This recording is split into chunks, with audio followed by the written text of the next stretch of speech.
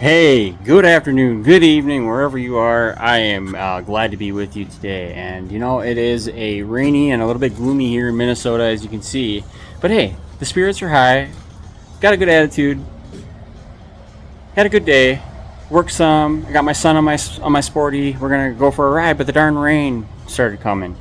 So we had to cancel our ride for tonight, and I got therapy here in about a half hour anyway, some trauma therapy. And tomorrow we're going to go for a ride. We're going to go pick a cool destination, pack a lunch, maybe even pack the fishing rods, and, not the tackle box and all that, but just maybe the fishing rods and head out and find a destination to go out and maybe say hi to some people and do some fishing. So, hey, you guys, I don't do these messages nearly enough. I don't get on here and show you my face and tell you how much I'm proud of you and how much I love you and how much I want you to know that you are supported, right? And that I know you guys support me on the channel, and I'm so grateful and blessed for that.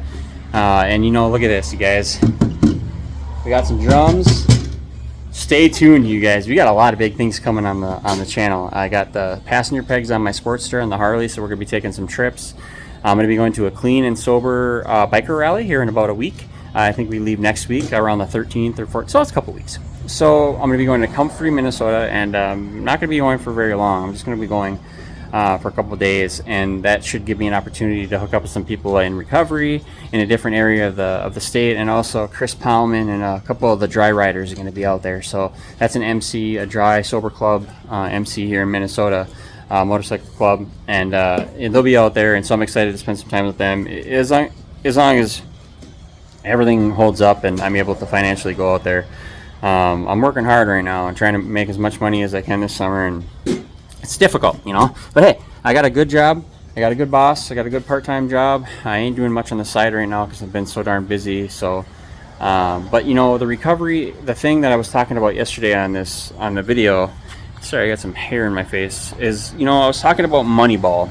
And Moneyball is a movie where they have to go and use, you have to do like unorthodox things to get a win sometimes. So apply that to our life, apply that to our recovery. So sometimes we're going to have to go out and we're going to have to make a huge sacrifice to get something that might not look as good or as important to somebody else, because this isn't their recovery, this is your recovery. So sometimes you got to make a move that suits you, right? Or you got to ask God to make a move for you in your life. And so patience, you guys, is one of the number one things that I can tell you guys, that if you practice it, you will get much from it. Now, what are you going to get from patience? Well, in fact, if you're patient, you can get a lot, and you can get answers, you can get lessons, you can get blessings, you can get a lot. And time is of the essence in our relationship, with recovery, with sobriety, right? We don't ever want to relax on that and think, well, we got time, we're good, right? So time is always of the essence in that respect. But when we're looking at in getting clean and staying clean and looking at our recovery long term, right? Our long term sobriety that we'd like to talk about, that's a day-to-day thing. And that doesn't mean that we are strictly thinking only about today. Of course not. No, we have to think about everything in totality. But what were you thinking about when you were using drugs? Were you thinking long term? Were you thinking where you're going to get your booze in a couple weeks? Were you thinking about where you're going to get your drugs in a couple weeks? No. Normally, usually, typically, we were thinking day to day, one day at a time. We were thinking in our drug addiction and in our alcohol addiction. We just got to flip it a little bit and take a playbook out of Moneyball and do something kind of backwards, right? They had to win games. Well, what do you do? What do you do when you need to win games, right? You get runs. You need to win runs. You got to have runs. How do you get runs? You can get runs by home runs. You can get by walks, by steals, by hits, by doubles and triples. So they went out and got a team full of people that knew how to get on base. Therefore, they got runs. They didn't get the best swingers. They didn't get the best pitchers. They didn't get all that other stuff. What they got was what they needed to win. So, and thinking about it, I'm like, you know what? That is a very good concept for our recovery. Don't go above and beyond and try to go get a Sammy Sosa or a Barry Bonds on your team, right? Right? And don't yourself try to be all that in one, right? We got to have different tools in our toolbox to pull from. Hits, steals, doubles, triples, home runs. Now, you saw Sammy Sosa and all these other people, and yes, I know they used steroids, but they hit home runs. That was their specialty. Did they get walked a lot? Yes, they got walked a lot. Did they hit a lot of singles? Probably not. Did they hit a lot of doubles? Probably not. Did they hit triples? Probably not.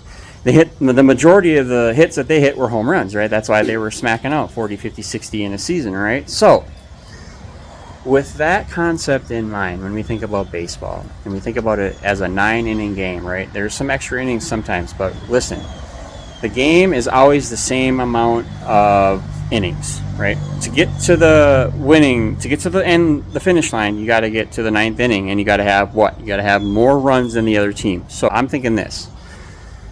I'm thinking that the enemy has a set amount of runs. Say he's got a lot. He has 7, 8, 9 runs in a game, right? That just means that you got to get 10 runs that day. That means you got to push a little bit harder. So when the chips are stacked against you and things are down, and you know it's 2 outs, bottom of the 9th, you got a guy in first and third, and you need 1 run. Hey, what are we going to do? Try to get that guy in, right? So we don't need a home run. Don't need a home run. What you need is a single, something that maybe you're not very good at. But reach into your toolbox, grab that special bat, pull on the special knowledge or wisdom that you, or the understanding that you've gotten along the way here, and think back to something that might have worked before that you can use this time. And if that doesn't work, then we're on to something new, and that's where the real blessings and work and recovery come.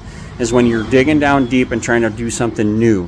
Because what you're going to find out is that when you do that something new, right, and you find a new skill, boom, one more tool for the toolbox, another thing that you can use when you need it, and that's that, right? So if you're fighting the fight, don't give up. Don't lose hope. There is hope out here. I can lose hope sometimes. Day to day, it's very variable. But for the most part, I got a lot of hope, and I got a lot of inspiration and a lot of dedication and commitment, and I'm really loyal to my recovery. And my recovery consists of a few things. That consists of not drinking, not doing drugs, not hurting people, being genuine, being caring, being loving, being honest, right? Working a program, needing and searching and seeking for that relationship with God to get stronger, right? That's what it's about. Love you guys. See you on the next one.